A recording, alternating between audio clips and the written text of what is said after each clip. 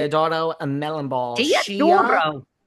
Well, first of all, the rat in the net. Look, Kyle has a good friend in Teodoro, right? Like if someone tried to come for my Catherine Edwards, I would. So I understand that Teodoro is not biased, that she's not unbiased when it comes to Kyle. She'll always be on Kyle's side, but she had an issue, her and the rat that scurries. She's down to one piece of Gouda, this fucking rat, this fucking Really? rat. You're taking this away from Yep. her? Yep. Wow. All over this Sutton Well, and yep. The rat has said that she feels that here's why. You want to know why she's down to one piece of Gouda? The rat says that Sutton's line a few weeks ago, I will not bow down to the altar of Kyle Richards. The rat that scurries, known as the Tam, said, oh, please, that is such a rehearsed line from Sutton. Now, that may be true, but you mean to tell me the right now I do think she thought of Jesus jugs in the heat of the moment and she lost her shit. But you mean to tell me the rat don't sit home with Eddie in the bathtub and look into the mirror and rehearse all of her lines? You mean to tell me the rat didn't come into last season prepared to take down Shannon Bedore and be the biggest fan favorite in the history of OC Housewives, only to have the producers say "fuck you, rat" and have the whole thing backfire? So I'm not saying that Sutton's line about not wanting to bow down to the altar that is Kyle Richards was not rehearsed.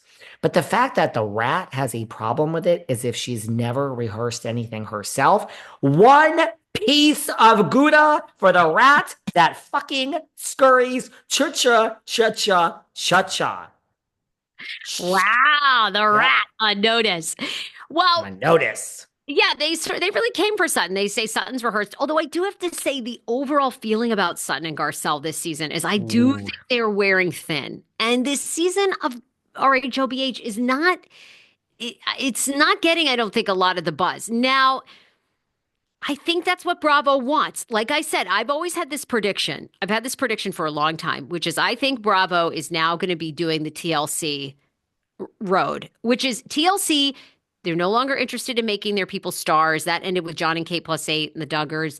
They're just fly on the wall. They're not throwing Bravo cons. Now we're still going to have a Bravo con and some of those things, but they TLC is like laid back. They never respond to the controversy anymore. I just think Bravo is going more low key. They want out of the spotlight as much. I do. They want boring. They want boring. So it seems like it's a boring season, I think. Although still my favorite franchise, far and away. I find it most interesting in Salt Lake by far. But they also went on to basically talk about Sutton that, Sutton, yeah, comes for Kyle She, and storming off. Yeah. Teodoro says, not to interrupt you, Teodoro says that she believes that Satine has a voodoo doll in her house Yeah. and takes martini picks. Now, I assume that this is a shading Sutton for being a drinker.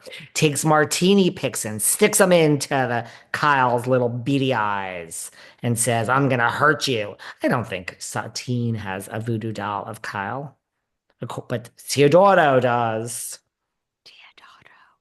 Yeah, they're not fans of Sutton and they really feel that Sutton is a hypocrite, that Sutton has stormed out of a lot of events and so Kyle had the right to storm out of Bose but to your point, Teddy is living with Kyle. They're besties. You're going to protect your bestie. I defend you when I go on all these podcasts, I'm always like my friend David, I love. She So goes on the podcast and they're all like, now what about he's a David? he's a monster. How can you be friends with him? Then they all say, but he's fallen out with everyone. You're next, girl. You're next.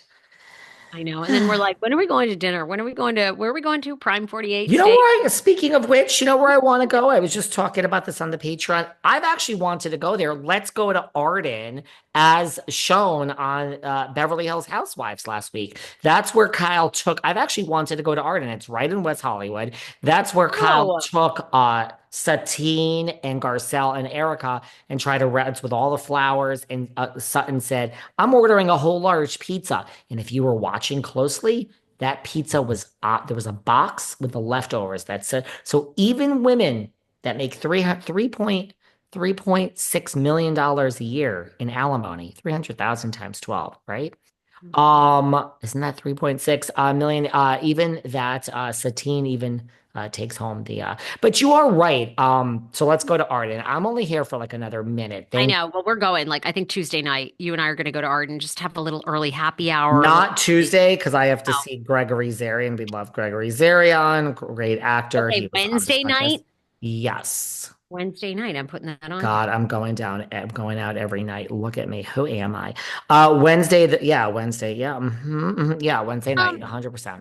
Okay, but you're right. The audience is not they're getting thrilled. over it.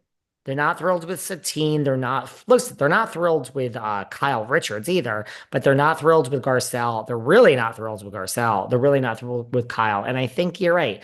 They ain't so happy with Satine either. And yes, a lot of people say that Beverly Hills is boring as fuck. You're right. You've got a lot of points there. Still like it more. Dorit's so interesting to me. I still like Kyle. I'm a big Sutton fan, and I want to see more of Kathy. Why aren't we getting more of Kath? Kath is Mid-season really a trailer. friend. You saw the mid-season trailer come and go that Kathy's going to make an appearance on the runway. I know Sit that's so down, funny. Kathy.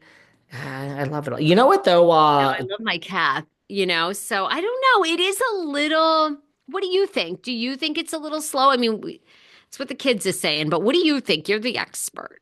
I feel all of the above. Again, I am just so swayed when it comes to, $30,000 Louis Vuitton boat purses and Erica Jane being very impressed with Satine's gifted Dolce and Gabbana. So I lose a little bit of sight when there are rich people in my purview. Uh, you know, Garcelle isn't loaded, EJ isn't loaded, but then you have the others that are. So if this were Potomac or the OC or New York and the same thing was happening, yeah, I'd probably be bored to fuck. But these ladies are rich, at least some of You know them, what and I I think? like it. This is going to be a very hot take, and a lot of people are going to say this is misogynist. Okay, I'm let's going to have it. say it.